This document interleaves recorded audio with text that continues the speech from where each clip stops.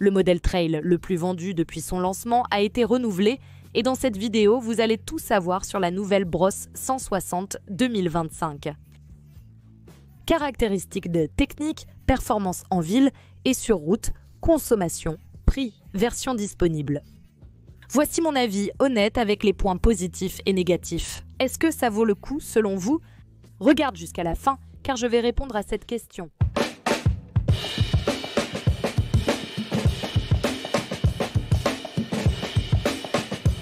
Bienvenue sur la chaîne moto brésilienne la plus charmante animée par Amanda Pagliari.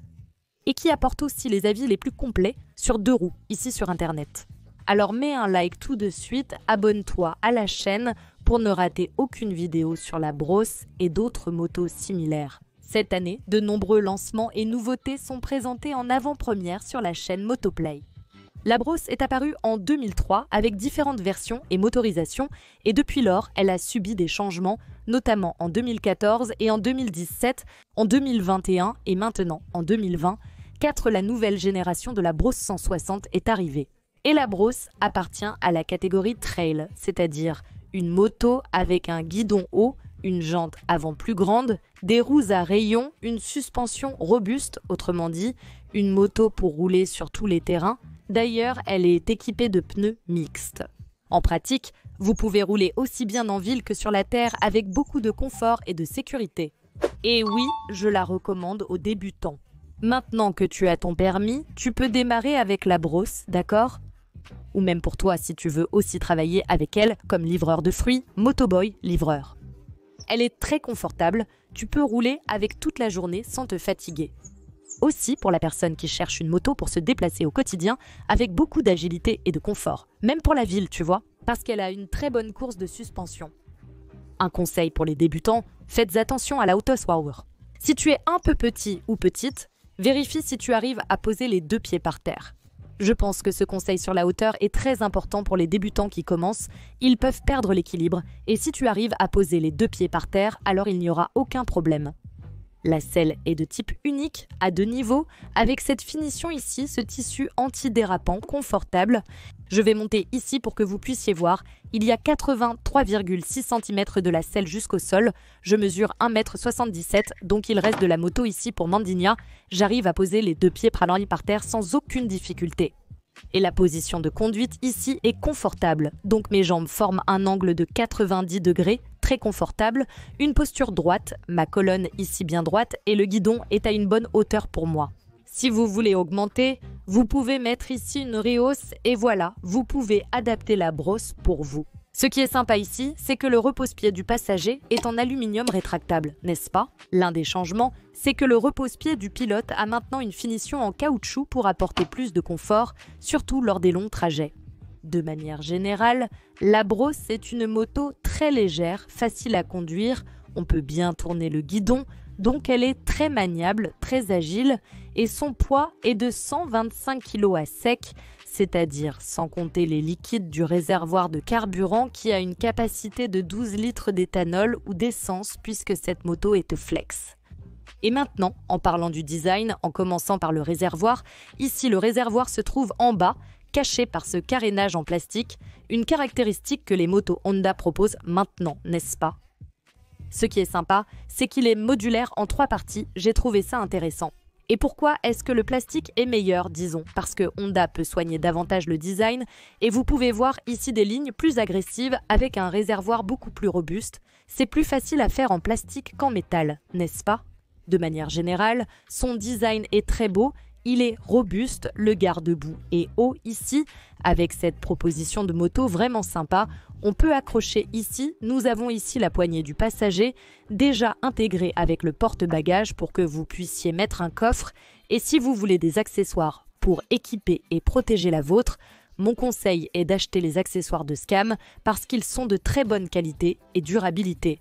Scam est reconnu pour ses accessoires pour moto de cette catégorie, mais ils en ont aussi pour d'autres modèles et pour eux, ils ont une gamme très complète.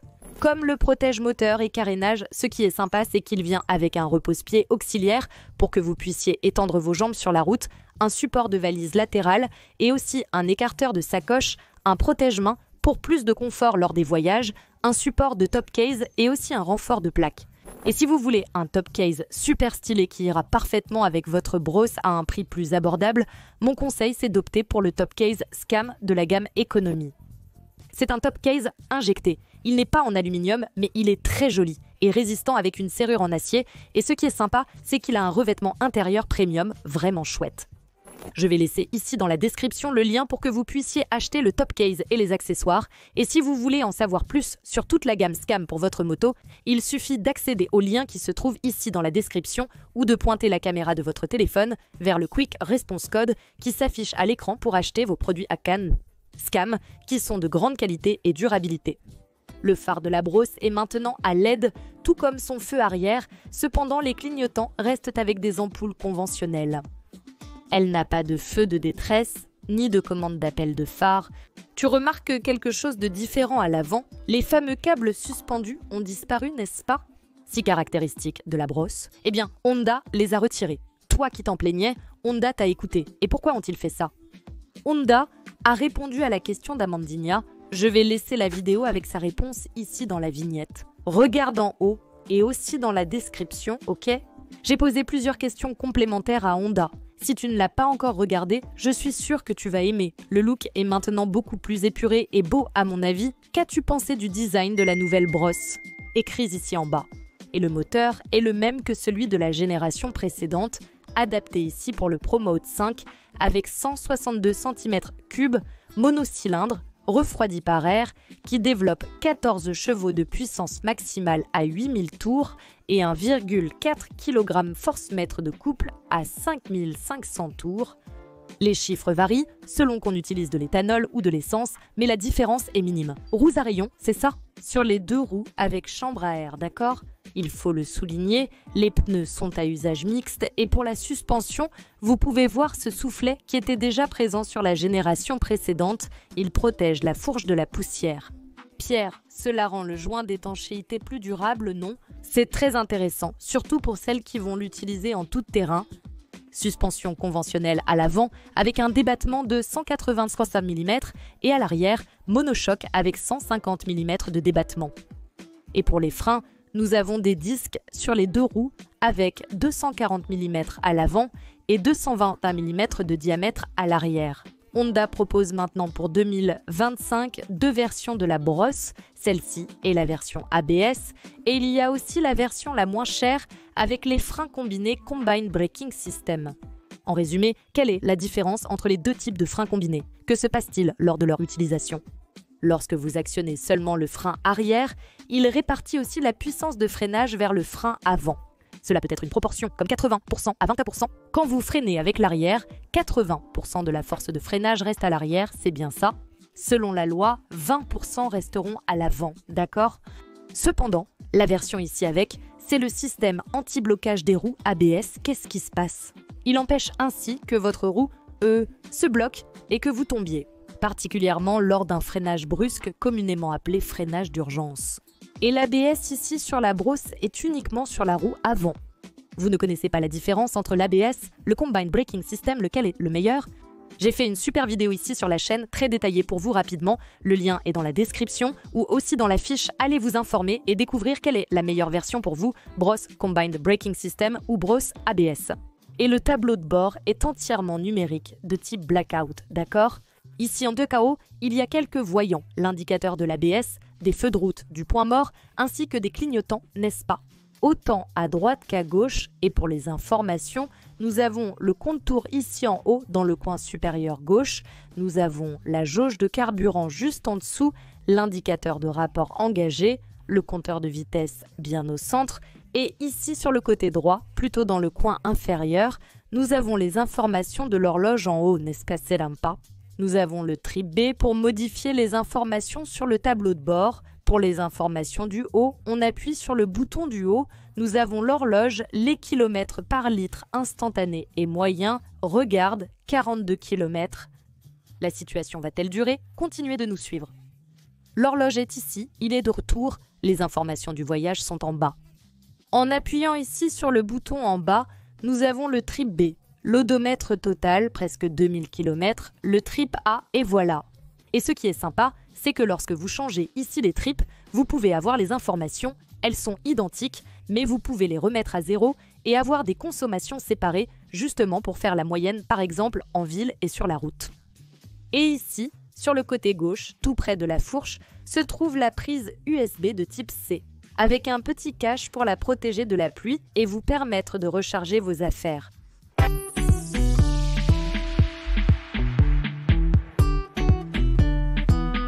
Et maintenant que je t'ai déjà tout montré sur la nouvelle BROS 160, allons rouler avec elle sur la route et aussi en ville, là dans les embouteillages. Si tu apprécies cette vidéo et la trouves complète, n'hésite pas à laisser un like, ça m'aide énormément et m'encourage à créer plus de contenus similaires.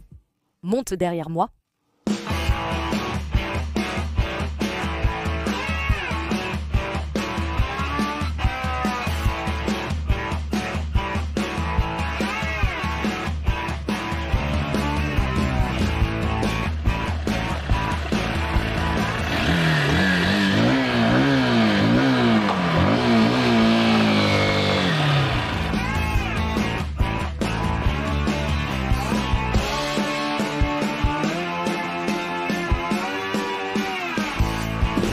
Pour rouler en ville, la brosse est vraiment bien. Pour affronter la circulation dense, la voie entre les voitures. Ce qui était bien, c'est que la suspension est très confortable, donc pour les nids de poules et l'asphalte réparé, elle s'en sort très bien. Elle est très agile dans la circulation. Pour changer de direction, vous pouvez bien vous en sortir avec elle. Je pense que les freins sont bien calibrés. Confortable d'une certaine manière pour rouler ici en ville. La position de conduite est excellente, particulièrement pour les personnes de grande taille qui se sentent très à l'aise, assises bien droites sur cette moto. Et bien sûr, si vous êtes débutante, vous pouvez commencer avec la brosse 160, elle ne vous fera aucune frayeur. Donc, c'est une moto qui convient à celles qui veulent travailler avec des livraisons, se déplacer dans la ville de São Paulo ou même faire du tout-terrain. C'est une moto très polyvalente, n'est-ce pas? C'est ça qui est bien avec la brosse, cette polyvalence qu'elle a. En ce qui concerne le prix, c'est un problème, n'est-ce pas? Le prix pratiqué par les concessionnaires. Mais on sait que ça dépend beaucoup de l'offre et de la demande, n'est-ce pas? Il y a la loi Ferrari et chaque concessionnaire peut fixer le prix qu'il veut, n'est-ce pas? Il y a ça. Et alors?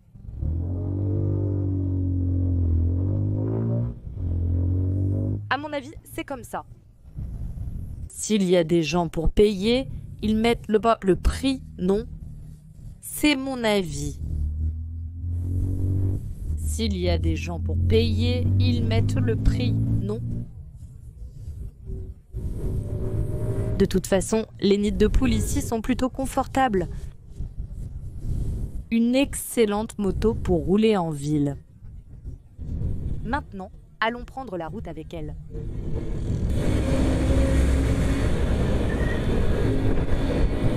Ici, sur la route, la BROS, elle souffre un peu, c'est normal. Après tout, ce n'est pas son but de prendre la route, n'est-ce pas? Son objectif est vraiment plus urbain, n'est-ce pas? Mais tu peux quand même atteindre les 120 km/h. Avec beaucoup d'efforts. Avec des efforts, en descendant avec le vent dans le dos, tu peux atteindre les 120 km/h. Mais c'est ça. Pour incliner la moto beaucoup à la main, elle est vraiment très stable. Les vibrations ne sont pas si fortes que ça, c'est normal pour un moteur monocylindre. Ici, je suis en 4e vitesse, elle tire un peu, mais si je passe en 5e, ça soulage déjà. Mais c'est normal que les moteurs monocylindres vibrent un peu, je le ressens plus ici dans mes mains que la vibration dans les pieds. Pour rouler sur la route, il faut bien prendre de l'élan pour qu'elle prenne de la vitesse, n'est-ce pas? Je suis sans passager, bien sûr, si tu mets un passager ici, mes performances vont diminuer. Alors, maintenant qu'on a pris une petite descente, regarde, elle va bien prendre de l'élan. Regarde, 123, 124, 125, 126 dans la descente, 127, oh là là non, est-ce qu'elle va atteindre 130 de vitesse maximale? Là, c'est fini, on est déjà sur la ligne droite ici. 120, c'est ça, 119, ça va redescendre, il n'y a pas moyen, c'est sa vitesse de croisière. 100, 110, tu peux y aller sans forcer. Bon, les gars, n'attendez pas de grandes performances de la brosse, ce n'est pas son objectif donc. Bon, voilà, 117, là elle avance, elle va monter un peu maintenant. Voilà, 118, c'est ça, c'est sa vitesse de croisière. 115, elle continue, 100, donc c'est bon. Mais ça dépend beaucoup du poids de la personne, n'est-ce pas?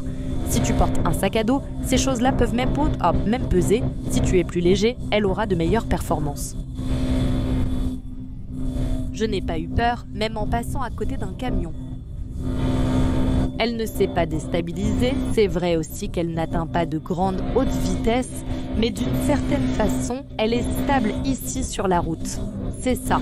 Pour les longs trajets, elle est confortable d'une certaine manière. La selle, la position de conduite est plus confortable. C'est bien plus agréable à piloter. Et c'est ça, la personne avance lentement mais sûrement. Au moins, on roule de manière économique. Tout de suite, je vais vous dire quelle consommation elle a eue avec ma façon de conduire, d'accord ? Je ne vais pas pouvoir rouler sur la terre avec elle dans ce test, mais dans la vidéo que j'ai faite sur mes premières impressions, on a roulé avec elle sur la terre, dans la région de São Luís do Paraitinga. C'était vraiment sympa. Je vais laisser la vidéo dans la description et aussi dans la fiche. Allez la regarder ensuite pour voir ses performances en tout terrain. Mais c'est ça. Maintenant, allons terminer la vidéo avec les points positifs et négatifs. Et avant de terminer la vidéo avec les points positifs et négatifs, parlons du prix de l'assurance. On sait que les motos sont très prisées dans notre pays, en particulier dans les grandes villes comme Rio et Sao Paulo. Et surtout Honda, en raison des pièces détachées et du reste. C'est pour ça que je dis toujours, faites une assurance, peu importe la moto que vous avez.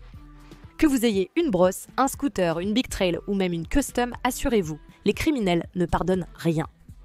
Mais toi, mon fidèle abonné qui laisse toujours un like sur la vidéo, abonné à Motoplay, tu paies moins cher ton assurance moto en utilisant mon code promo Motoplay sur le site du courtier Protect avec le lien dans la description ou en scannant le Quick Response Code à l'écran, tu pourras assurer ta moto ou ta voiture avec une grosse réduction. Oui, le lien pour l'assurance auto se trouve dans la description de la vidéo. Voici le devis que j'ai réalisé en prenant le profil d'un homme de 40 ans, l'âge moyen des abonnés de la chaîne Motoplay et le code postal de Mogi das Cruzes où j'habite actuellement. Plusieurs options d'assurance sont apparues sur le site du courtier Protect Me, d'assureurs enregistrés auprès de la Superintendencia de Seguros Privados, la moins chère que j'ai trouvée, et la couverture contre le vol et le cambriolage. Il y a aussi une assistance 24 heures sur 24, c'est vraiment sympa. Indemnisation selon la frais intercalaire progressif 100%. Et le montant est resté ici à 2700 ré, 2739 pour 2074 et 64 ré. Waouh, le montant de la remise est d'environ 600 ré. Très bien, hein? Comment fait-on pour avoir une réduction? Pointez la caméra de votre téléphone portable vers le Quick Response Code qui est à l'écran ou cliquez sur le lien dans la description. Pour une meilleure couverture contre le vol, le cambriolage ou la perte totale par collision, avec ma réduction, le montant est de 2565 réais. Ces montants sont annuels et vous pouvez payer en plusieurs fois. Par exemple, ici la mensualité revient à 275 réais. Un avantage est de payer de manière échelonnée sur l'année. Si vous souhaitez investir un peu plus pour avoir une assurance plus complète, avec franchise, carénage et tout le reste, vous allez investir 3 954 réais par an en payant environ 330 réais par mois. Vous aurez une couverture contre le vol, le cambriolage, la perte totale, une couverture pour collision partielle avec une franchise de 4 000 réais, des dommages matériels et corporels de 10 000 réais chacun et une assistance 24 heures sur 24 sur 300 km, c'est très bien. Ce qui est sympa, c'est que chez Protect Me, il y a plusieurs offres d'assurance et d'assureurs. En d'autres termes, vous choisirez l'assurance la mieux adaptée à votre budget. Il ne s'agit pas d'une protection de véhicule, mais d'une compagnie d'assurance enregistrée auprès de la Superintendencia de Seguros Privados. Vous pouvez lui faire confiance pour recevoir l'indemnisation selon le contrat choisi. Pour plus d'infos, cliquez sur le lien en description ou scannez le Quick Response Code à l'écran avec votre téléphone. Si elle a des doutes sur la meilleure assurance pour vous, il suffit de les contacter sur WhatsApp via le lien dans la description ou le Quick Response Code. Sur la page de Protect Me, il y a l'icône WhatsApp. Vous cliquez et vous parlez avec l'équipe de Protect Me qui vous offrira toute l'assistance nécessaire. Et là, c'est très facile.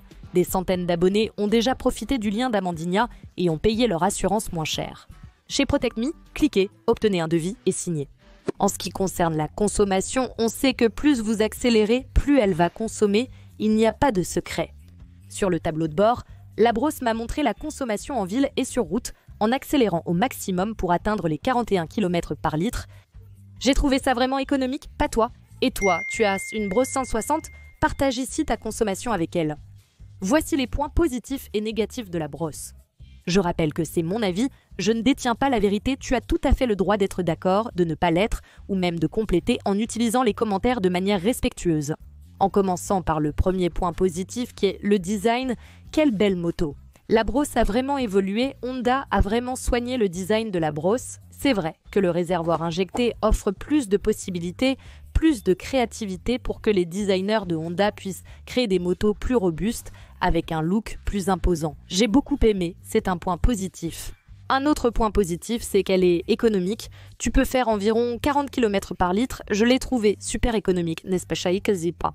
Surtout en cette période où l'essence est chère. Et en plus, tu peux choisir si tu fais le plein avec de l'éthanol ou de l'essence. C'est pour ça que c'est un autre point positif, le fait qu'elle soit flex, d'accord? Le moteur est un autre atout. C'est un moteur robuste qu'on retrouve dans toute la gamme des 160 cm3 dans la famille CG et sur la brosse. Le moteur de la 190 est aussi basé sur celui-ci, donc on a plus d'1 million de motos sur le marché au Brésil qui sont équipées de ce moteur. Donc on sait vraiment que c'est un moteur robuste. Si ce n'était pas aussi robuste, c'est sûr que les ateliers de tout le Brésil seraient remplis de CG. Donc oui, c'est un point positif pour le moteur qui équipe la brosse. Le réservoir en plastique modulaire en 3 parties est un autre point positif car il permet de faire des économies. Si jamais vous tombez, vous n'aurez pas à changer tout le réservoir. J'ai trouvé ça très bien. Un autre point positif, c'est qu'elle est confortable. Donc, pour ceux qui vont passer beaucoup de temps dessus, vous aurez une posture beaucoup plus confortable à mon avis que par exemple, moi j'aime les motos trail, surtout pour les personnes grandes, je pense que le confort est vraiment adapté, la position de conduite et tout le reste, la selle, n'est-ce pas?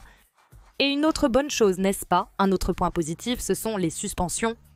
Les suspensions de la brosse sont reconnues sur le marché pour leur robustesse et leur grand confort. De plus, elle est très bénéfique pour la ville. Si tu cherches une moto pour circuler dans la circulation et les embouteillages, la brosse est un excellent choix que tu ne regretteras pas. La maniabilité est un autre point positif, aussi bien en ville, surtout en ville, mais aussi sur la route. Elle n'a jamais tremblé avec moi à aucun moment, donc c'est un point positif pour la maniabilité de cette moto.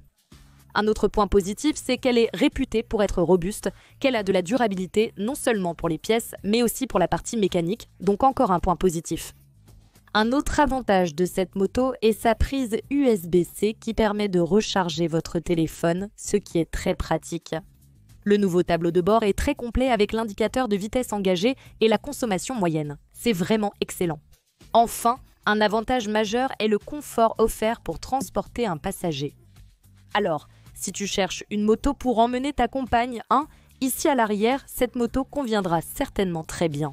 Rappelle-toi que ce n'est pas fait pour faire de longs trajets, son but est urbain, donc sur la route tu vas avoir du mal si tu prends un passager, mais pour les petits trajets ici, la personne assise à l'arrière ne va certainement pas souffrir. Et maintenant, parlons des points négatifs selon moi, en commençant par les clignotants. Donc je pense que ces clignotants ici avec des ampoules classiques, c'est un point négatif selon moi.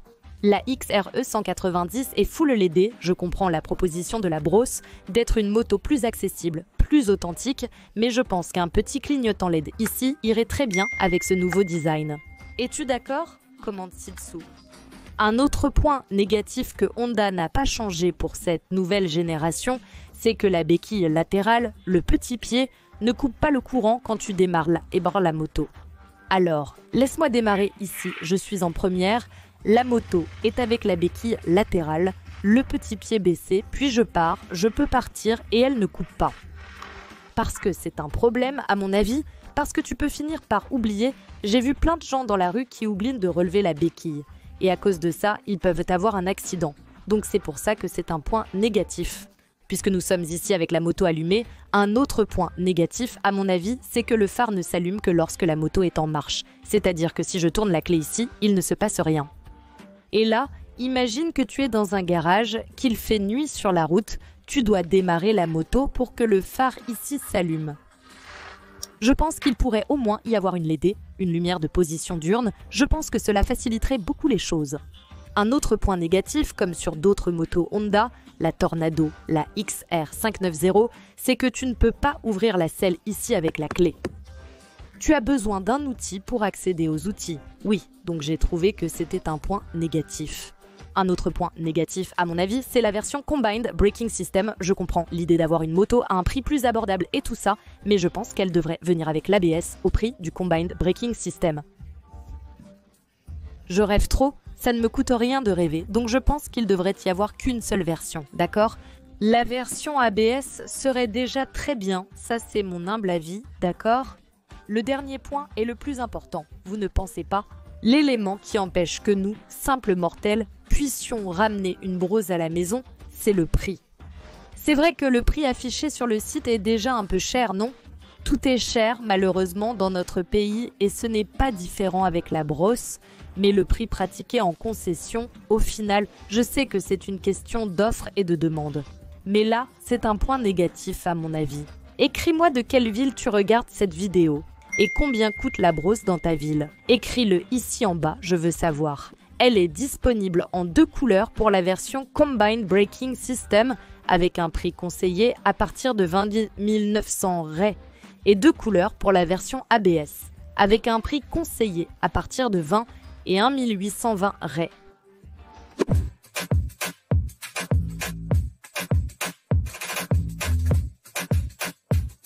Et maintenant, je vais répondre sans rester indécise. Est-ce que cette brosse en vaut la peine? À mon avis, la brosse est très belle. Je pense qu'elle ne perd que face à la XRE 190 parmi les trails de Honda. Le design de la brosse est incroyable et met vraiment la moto en valeur. Cependant, je choisirai la version ABS plutôt que la Combined Braking System, mais il faut vérifier que le prix ne s'éloigne pas trop de celui suggéré par Honda, sinon ça ne vaut pas le coup. Le prix devrait être proche de celui suggéré, voire légèrement inférieur. Je pense que 21 000 Rs pour la version ABS serait correct, 21 000 au maximum, 22 000 tout au plus, ce serait un bon rapport qualité-prix. On connaît l'inflation et les problèmes de notre pays, n'est-ce pas? Tout est cher. Si les gens peuvent payer, la concession augmentera les prix. Selon moi, ça vaut le coup pour la mécanique et le design, mais il ne faut pas que le prix devienne trop élevé. Qu'en penses-tu? Écris ici en bas. Une autre option serait aussi d'acheter une voiture d'occasion en payant un peu moins cher. N'oublie pas de laisser un like et de partager cette vidéo avec tes amis pour soutenir la chaîne. Écris ici en bas ce que tu as pensé de la nouvelle brosse 160. Ici en haut, j'ai laissé la vidéo des premières impressions avec elle et surtout en posant plein de questions épineuses à Madame Honda, en s'interrogeant sur la disparition des câbles dans la version Combined Braking System et d'autres sujets. Cliquez ici pour regarder. Juste en dessous, j'ai laissé une super vidéo pour toi. Abonnez-vous gratuitement à la chaîne Motoplay si vous ne l'êtes pas encore. Mais si tu veux contribuer encore plus en devenant membre, tu auras du contenu exclusif, des vidéos en avant-première, l'accès au calendrier d'Amandina, des photos, des fonds d'écran et plein d'autres choses sympas. Pour devenir membre, cliquez sur le lien dans la description, faites-le et participez. À la prochaine. Un gros bisou.